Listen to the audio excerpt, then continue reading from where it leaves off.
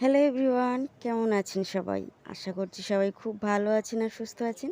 তো আজকে ব্লগটা শুরু করছি। আর তার আগে সবাইকে ঝুমুর লাইফস্টাইল চ্যানেলে অনেক অনেক স্বাগত জানাচ্ছি। তো সকালবেলা থেকে সমস্ত কাজ করে রেডি হয়ে বেরিয়ে পড়েছি। সকালবেলা থেকে প্রচুর কাজ হয়ে গেছে আজকে। 11টা 8-এর ট্রেন, দেখি ট্রেনটা পাই কি না। আর আজকে সারাদিন আমি কোথায় যাচ্ছি, কী করছি পুরোটা শেয়ার করব। ভালো লাগলে অবশ্যই লাইক করবেন।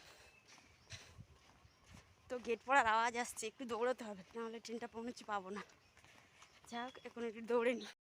তো যাই হোক, আজকে অনেক অনেক দৌড়েছি। আর স্টেশনে ট্রেনটা একটু আমার জন্য দাঁড়িয়েও ছিল, আজকে ট্রেনও আমার জন্য ওয়েট করছিল। তো যাই হোক, ট্রেনে উঠে গেছি আর ট্রেনটা আমাদের স্টেশন ছেড়ে বেরোলো। দেখতেই পাচ্ছেন কত ঘেমে গেছি। আর আমাদের এইদিকে তো ট্রেনে ভিড় হয়, কিন্তু যেহেতু বেলা হয়ে গেছিলো আর খুব গরম পড়ছে, তো ট্রেন মোটামুটি খালিই ছিল আজকে। তো ট্রেন থেকে নেমে হাঁটা শুরু করে দিয়েছি। হেঁটে হেঁটে যাবো, এবার বারপুর স্টেশনে এলাম, হেঁটে হেঁটে যাবো, কত দূর যাই দেখি। আর আপনাদেরকেও নিয়ে যাচ্ছি। প্রচুর তো রাস্তায় খুবই রোদ আছে। সত্যি বলছি, ছাতা কেনার টাকা নেই। টাকা আছে, ব্যাংকে আছে, ব্যাংকে যেতে হবে, তারপরে টাকা তুলে আনলে তারপর ছাতা কেনা যাবে। আমার কাছে একটুও টাকা নেই।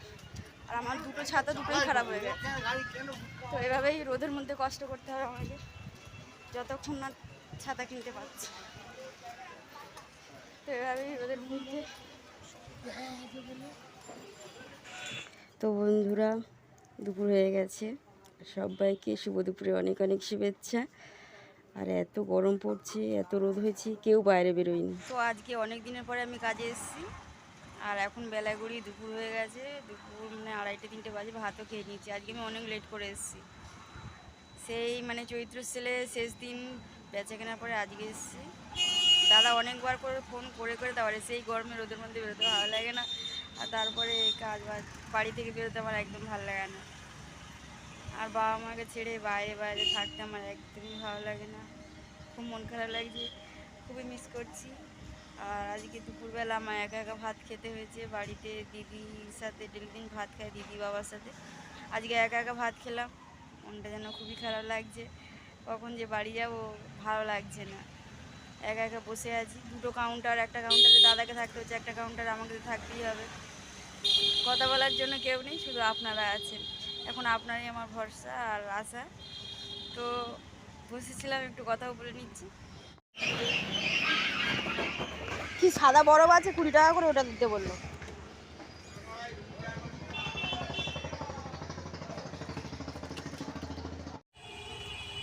দুটো আইসক্রিম, একটা দাদার জন্য, একটা আমার জন্য। দাদা টাকা দিয়েছিল, আমি কিনে নিয়েছি। দাদা কই? আমার দাদা নেই। দাদা কোথায় গেছে? চলো একটা আইসক্রিম খেয়ে নিই, দাদা আসলে দাদাকে দিচ্ছি। তো যাই হোক, দোকানে গিয়ে যে 20 টাকা দিয়ে আইসক্রিমটা কিনলাম, এটাই সেটা, খুব ভালো খেতে। সেদিন আমি চকোবারটা কিনে খেলাম, এতটাও টেস্ট ছিল না, এত ভালো লাগছিলো। তো সন্ধ্যা হতেই দেখুন বন্ধুরা, লস্যির দোকানে কী ভিড়। আমার কিন্তু লস্যি খেতে একদমই ভালো লাগে না। ঠান্ডার মানে গরমে ঠান্ডা পড়ছে, গরমের সময় লস্যি খাওয়া একদমই ঠিক নয়। ঘেমো গায়ে লস্যি খেলে আরোই ঠান্ডা লাগে। তো যাই হোক, বাড়ি ফিরছি, এখন ট্রেনে উঠে গেছি। তো আমার ছোট্ট বন্ধুরা সবাই বাড়িতে ফিরলাম। খুব গরম পড়েছে আজকে, খুবই গরম পড়েছে ট্রেনে, যদিও বা হালকা ভিড় ছিল, খুব একটা ভিড় হয়নি। এখন গরমের সময় বেশি লোক বেরোচ্ছে না, তো ভিড় খুব একটা হয়নি, কিন্তু প্রচণ্ড গরম পড়েছে। আর ট্রেন থেকে নেমে আমাদের প্ল্যাটফর্মে যখন নামলাম, ভাবলাম কি যে একটু ব্লগ করব, কিন্তু একজন কাকিমার সাথে দেখা হচ্ছিলো বাড়ির পাশে। এত গল্প হয়ে গেছে, এত গল্প দিচ্ছি, ভুলে গেছি যে ব্লগ বানাতে হবে। তো ব্লগটা আজ বানানো হয়নি। কিন্তু আজকে সন্ধ্যেবেলা আমার টিফিনটা করা হয়নি, ভালো লাগছিল না। অনেক দিন পরে বাবা মাকে ছেড়ে, ভাই বোনকে ছেড়ে একা একা টিফিন করতে আমার একদম ভালো লাগছিল না। তো বাড়িতে এসেছি, কি করব, দিদির শরীরটা খুবই অসুস্থ, আর মা তো ওই কাজটা করছে, মা বাবা সবাই মিলে ওই কাজটা করছে। তো আমি একটু ভাত বসিয়ে দিলাম, এই হচ্ছে ভাত, গরম ভাত। তো সিদ্ধ ভাতই বসালাম। আর দেখতে পাচ্ছেন এখনো চোখে জল ফল মুছিনি, খুব প্রচণ্ড ঘাম হচ্ছে। আর আমি কি করি যে গরমের মধ্যে যখনই আমার বেশি গরম হয় তখনই আমি চোখে মুখে জল দিই, কিন্তু মুছি না, জলটা মুখে চোখে রাখি।